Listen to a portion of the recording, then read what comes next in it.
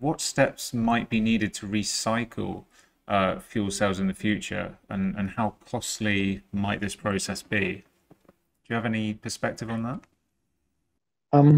Yeah, we are actively working on that in our R&D to understand how to recycle a fuel cell and what does that mean. So we are still at the beginning of this process, but it seems like to be much, much easier than recycling of batteries. So we can, with well-known processes, recycle very well the platinum in the fuel cell. So that's very, very easy. That's not tricky at all. We need to see into the bipolar plates on the stack side. So there it depends a little bit which technology you use. Is it metal plates or graphite plates? So for example, graphite plates, which is also done by companies already today, can even be reused for a second life, even again in automotive applications, because they basically do not degrade. With metal plates, it's a little bit different, but that's basically metal. So their standard metal recycling applies.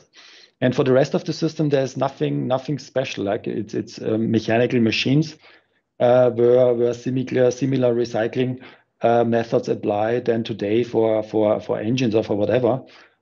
So I think in general, we can say that recycling of fuel cells is much easier than doing that with batteries. A challenge here, and again, need to revert to Radi, the cylinders recycling, that's a little bit of an issue. Over to you, If I Radi. may pick up there, yes, we know that point. So we have started our own investigation on cradle-to-cradle life cycle of the cylinders. We've done it for the steel cylinders, and we looked at very good, much better than we have expected ourselves. When it comes to composite cylinders, well, almost everything like a mounting frame, piping, valves can be easily recycled.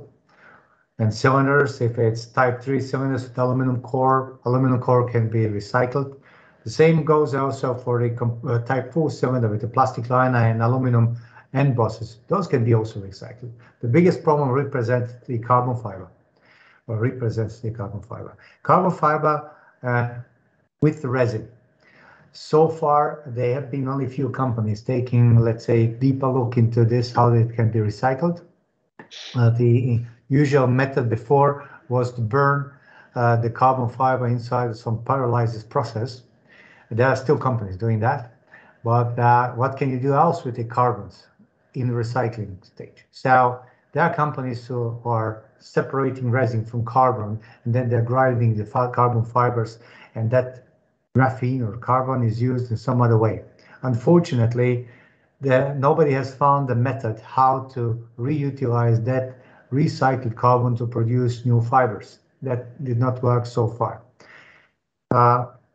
At any case, that is still true, that it represents the issue, but we have few ideas on which we are going to start to work here in Austria as a part of Comet Center, which is in build-up, where we are going to bring the companies together from all over Europe, but all over Austria, to work on new ways and new methods around hydrogen generation, distribution, production, and all that together.